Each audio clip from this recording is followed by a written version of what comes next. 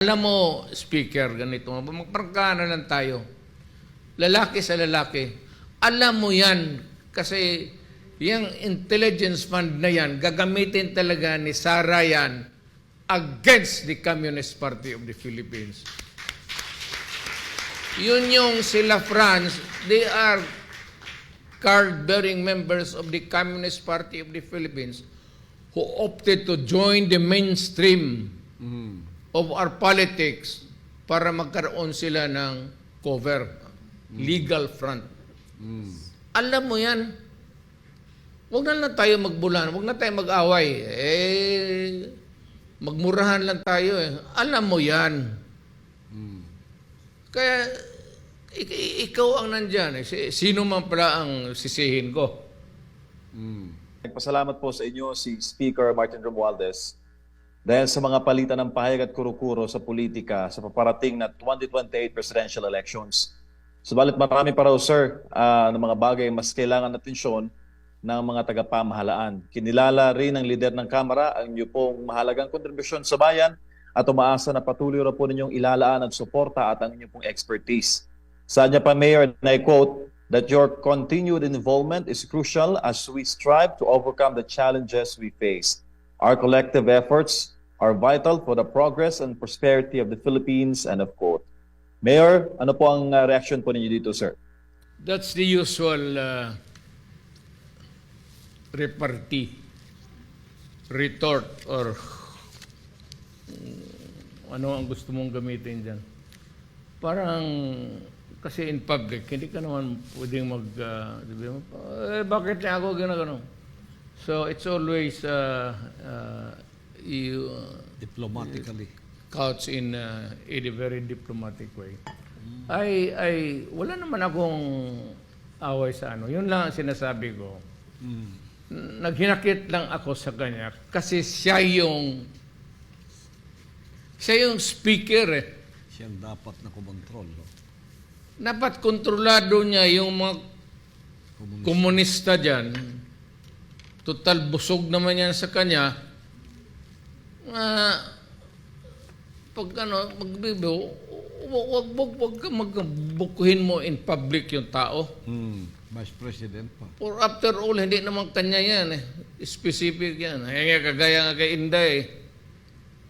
She's the LCAC Vice Chair. Yung LCAC is the program of government now that is being implemented successfully against the insurgents and NPA. Kaya naman magsabi mo kasi na intelligence plan, binubulsa, hindi naman na kami ganun kapobre na po. 125 million. Ang sama ng ang sama ng dating. For courtesy, kaya ako napikon sa kanya. Na-question ko rin siya, dahil totoo man lahat. Wag natin, given yan eh. Given yan, baski ako, so there should be no misunderstanding there about intelligence fund. Ang sinasabi ko lang, magkano rin ang iyo, baka you are naliligo ka na. Pero totoo yan. If it's the matter of handling an entity or office of government handling intelligence fund, given yan. So, walang ang akin yung napahiya yung anak ko. Sana sinabi na ninyo, dahil total magkaibigan naman tayo. Sinuporta. Nung presidente ako, halos ilang gabi ka doon kasama mo si Bongbong. Kaya sabi ko, I cannot support anybody because paalis na ako. It's not because I do not like Bongbong. I just want to remain neutral kasi kaibigan ko lahat ang tumatakbo. Yung natotoo dyan. Ikaw nandoon ko sa Malacanang palagi. Magkaibigan tayo pero kung gawain ko yan sa anak mo. Sentiment yun ng tatay. maybe in the future, who knows, in a different situation, in a varying setup, o sa asawa mo, maligaya ka niyan. O itong komunista talaga,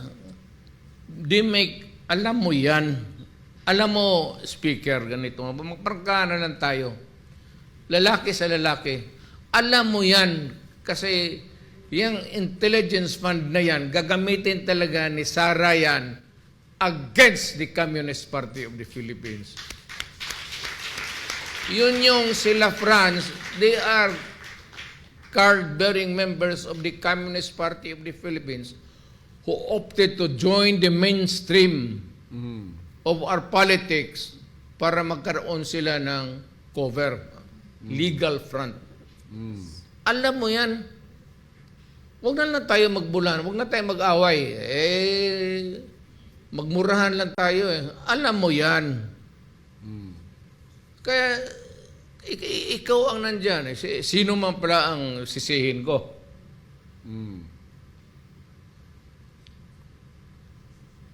Di, alam mo, kaibigan tayo, alam mo, anak ko si Sara.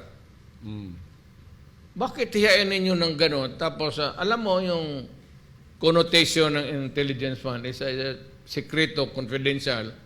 Sabihin, binubulsa talaga yan. Corruption kaagad. Yan ang hindi ko gusto. Kasi dumaan ako ng pagka-presidente, bilyon naman ang dumaan sa akin. And Sarah also. Ni 5 centimos, wala akong except pagkain. Libre man pagkain. Kaya sabi ko, kumakain ako sa Malacanang, kasama ko yung mga sundalo. Tama yung mga sundalo. Ngayon ko lang yan sinasabi. Hindi ako magpapalakas sa mga sundalo.